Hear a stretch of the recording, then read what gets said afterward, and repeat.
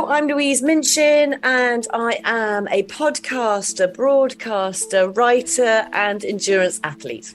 That's an amazing list. I don't know, I just made that up. I mean, that is all true. Oh, it's brilliant.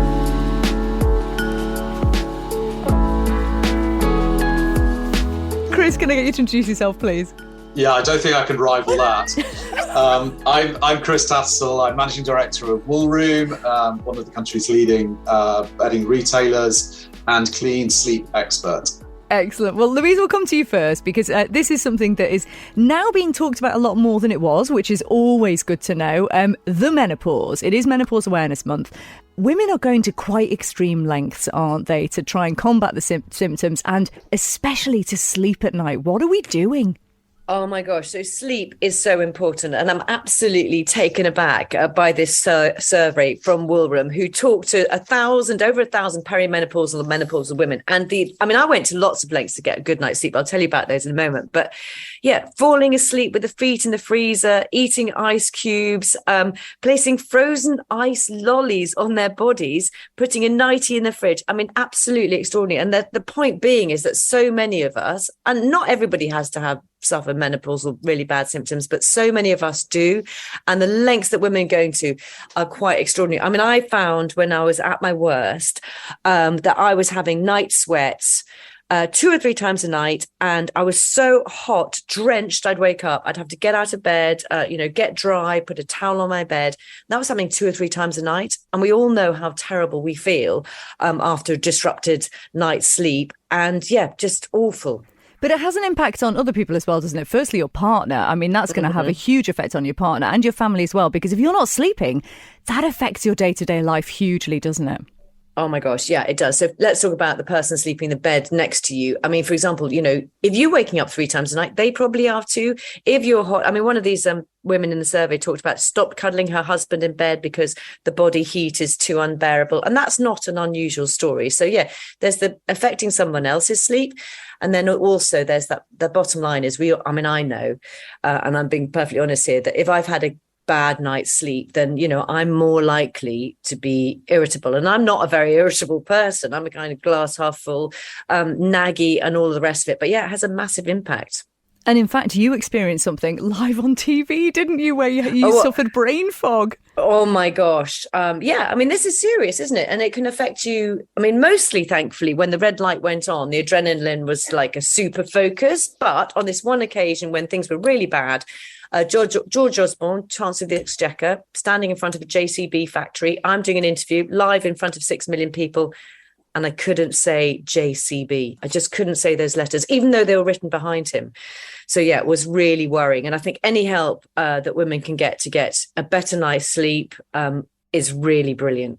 And Chris, we'll come to you because you have a suggestion that might surprise people here, don't you?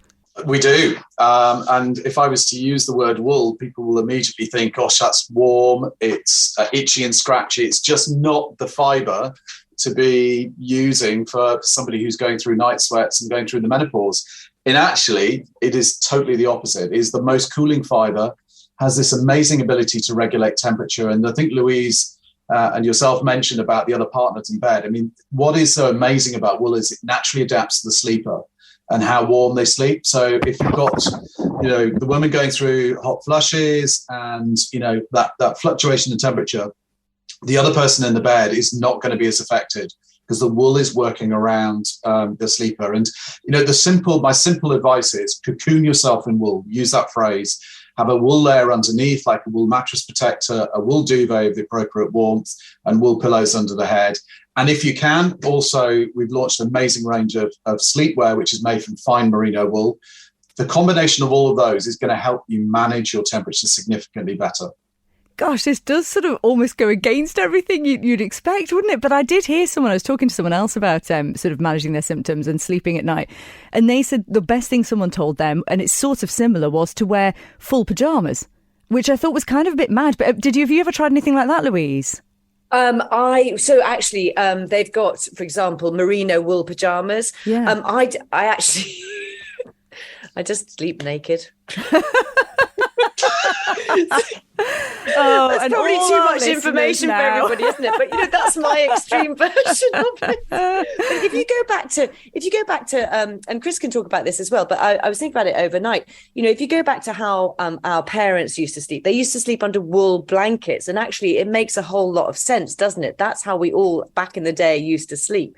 And for me, the thing about and Chris can also explain this too. The thing about wool is it absorbs the moisture. So for me, I would just get out and I would be absolutely drenched, and it's just unbearable. And I know I'm not alone in that. And lots of my friends will come up to me and say, "Oh, I have to have or other people, a shower in the middle of the night." I mean, it's just hugely impactful on you.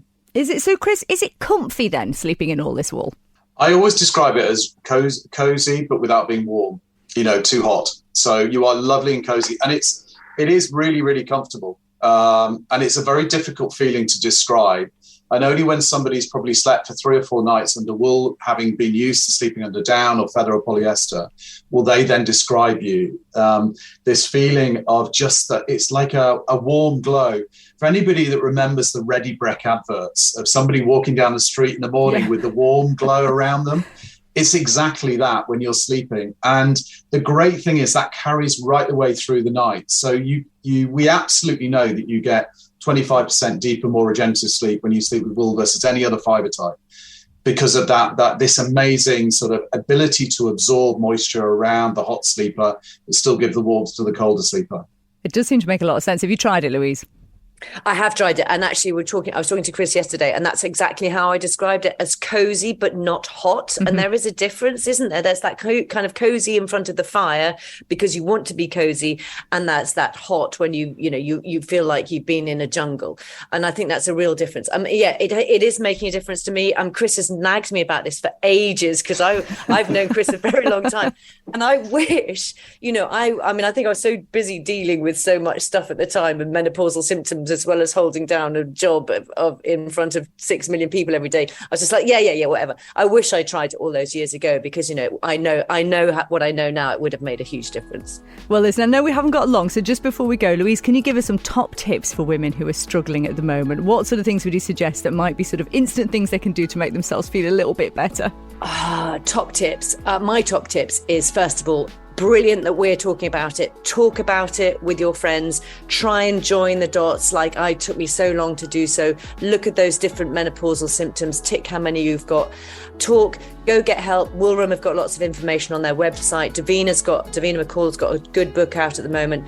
Go to your GP. There is help out there. You don't have to go through this, and you're not alone. You're so right. And there's so many excellent online resources as well, with forums and things, aren't there? Where if people, there's so much. Just arm yourself with the facts and talk about it. Excellent. And Chris, tell us where we find out more about Woolroom.